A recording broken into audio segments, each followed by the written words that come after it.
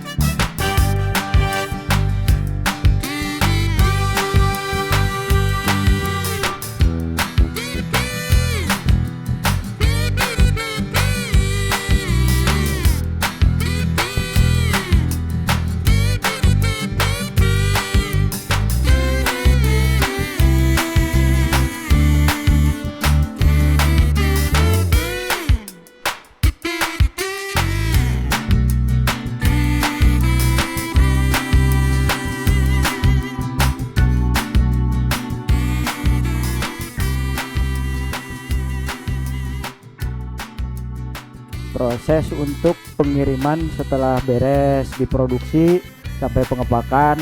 Kita mungkin ada disalurkan dulu ke gudang penyimpanan. Dari gudang penyimpanan nanti di sana ada bagian distributornya menyiapkan bahan buat produk yang mau dikirim ke supplier kemana aja sesuai pesanan. Nah, itu menggunakan itu tadi, kita kebetulan udah ada box untuk alat transportasinya. Nah, dari situ dikirim ke supplier.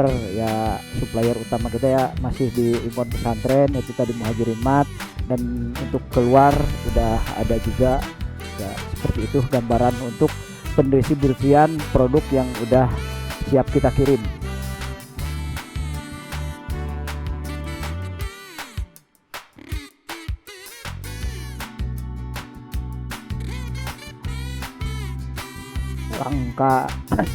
Langkah-langkah awal untuk proses pendistribusian yang itu tadi ya, setelah beres diproduksi, beres segala macam, disimpan di gudang penyimpanan. Ya dari situ dipilah mana yang harus dikirim ke supplier.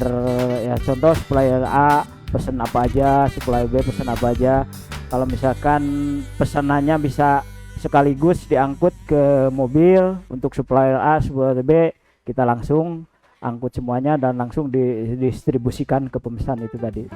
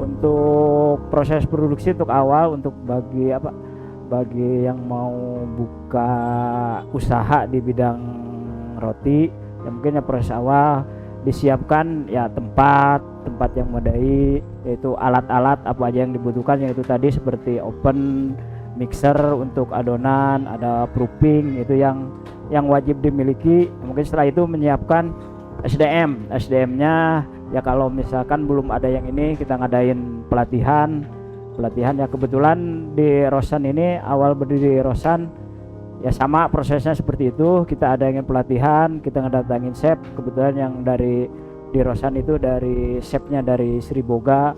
Nah, mereka mengadain pelatihan selama kurang lebih 3-4 hari. Habis itu ya udah para peserta ataupun karyawan yang kita rekrut udah siap apa belum untuk memproduksi, ya di situ langsung dites.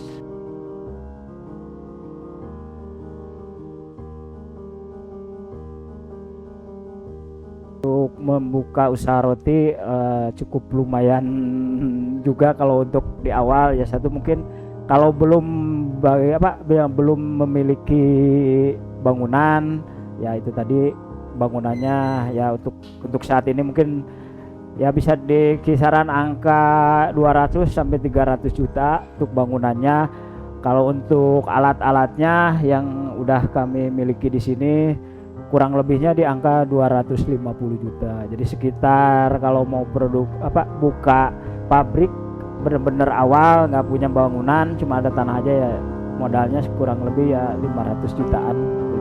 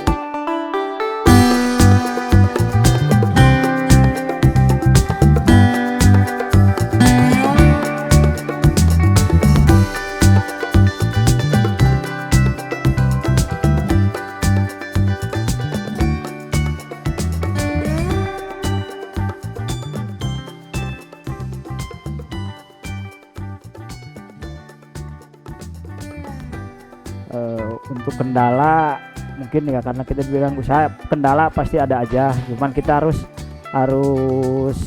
bisa menyikapi atau menyelesaikan masalah itu sendiri ya, cari solusi ya.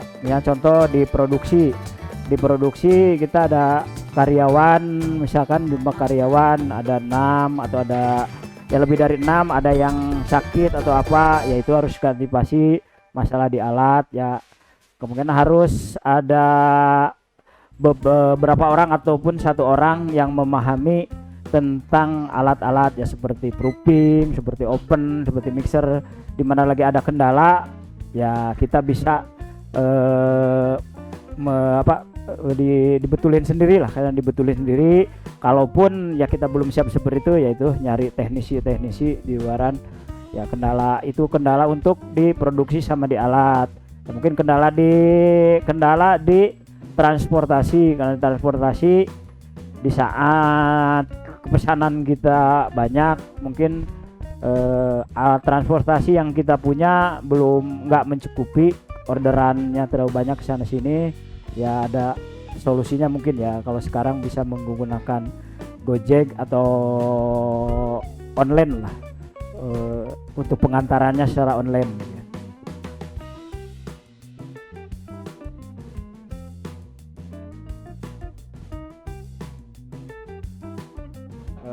Untuk struktur organisasi,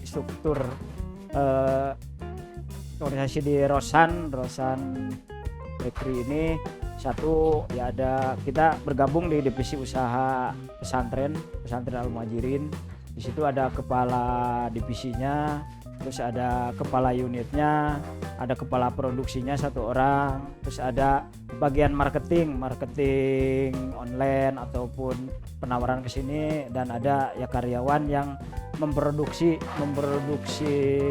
roti, menyiapkan dari awal sampai akhir. Kurang lebih di kita itu ada sekitar 6 sampai 10 orang untuk itu karyawannya. Yaitu tadi urutan karyawan di kita ya.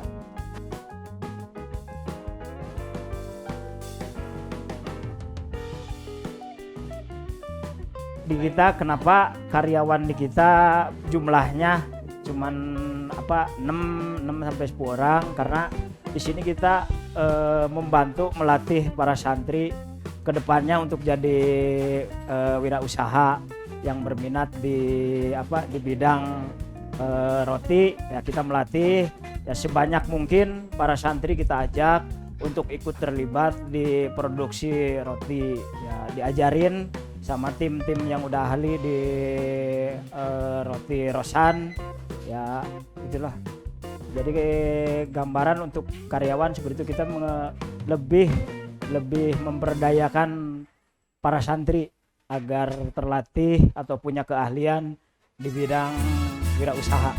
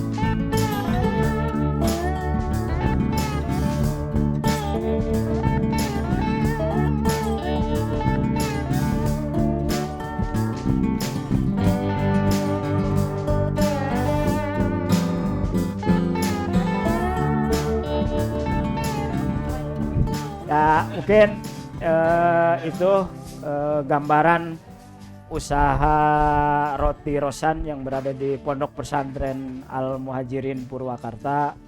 Mudah-mudahan ini menjadi inspirasi untuk pesantren-pesantren di Jawa Barat, terutama bagi yang berminat untuk membuka usaha di bidang bakery, yaitu roti itu sendiri. Nah, mungkin itu aja penjelasan dari saya. Terima kasih. Assalamualaikum warahmatullahi wabarakatuh.